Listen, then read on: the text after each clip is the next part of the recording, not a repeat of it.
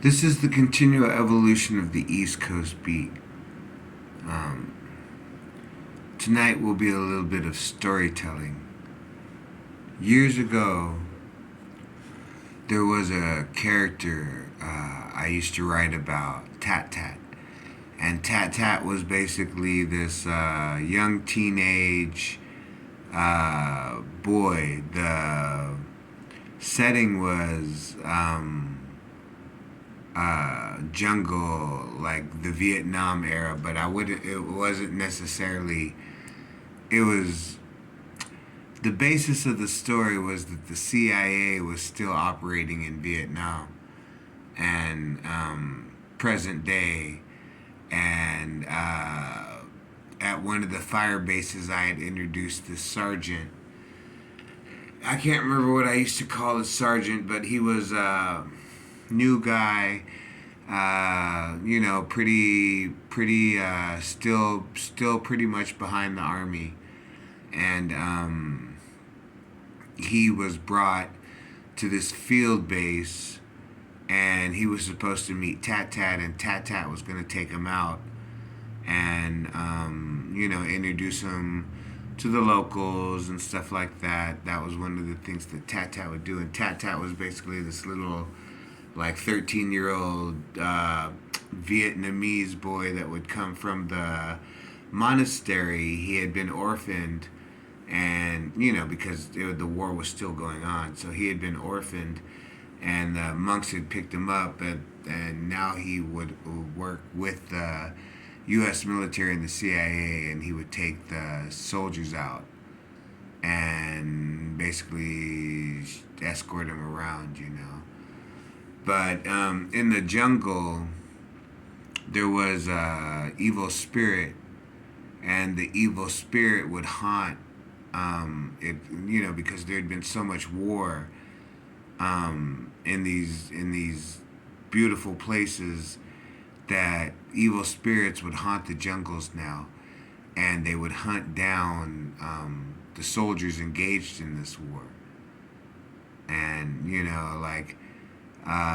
that was part of the story, was there was necessarily no physical threat. There was nothing that the soldiers could fight, even though they'd shoot their rounds at what they thought was the enemy.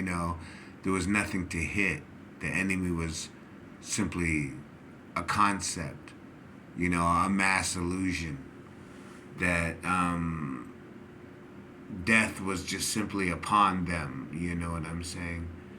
So the land had become haunted, and Tat Tat was part of that haunted land. That in the end, that Tat Tat would lead these men deeper and deeper into the jungles, and they would go crazy. They'd commit fratricide, kill themselves, by various means, as the fact that the land was cursed now. Too many years of war have cursed the land. And I didn't necessarily want to set it in Vietnam, but it just seemed evident. Well, not evident, but I mean, imagine if there was still a war. Imagine if there was a land where there'd been a war for 100 years. There would be something uniquely different about them. Even the makeup of the soil would be different, because there had been so much blood spilt in it. The vegetation would be different. The food would taste different. The air would smell different. It'd be different. So I was either gonna tell the Tat Tat story in Vietnam, or part of the time I would tell the story in Venezuela, but I would set it in the future, like 2024. This was before, this is before 2024, but it'd be like, you know, uh, but that was the Tat Tat was just this concept that eventually the land, if all the land was ever used for was slaughter, then the land would respond, and something like Tat Tat would be born. A force of nature that was so human, that's so friendly, in the midst of war. Here's this 13-year-old kid running around with a Coca-Cola t-shirt and some flip-flops on, you know what I'm saying? Trying to help you hunt down the demons of the jungle, you know what I'm saying? And but that was the Tat Tat story, and I remember uh, just thinking that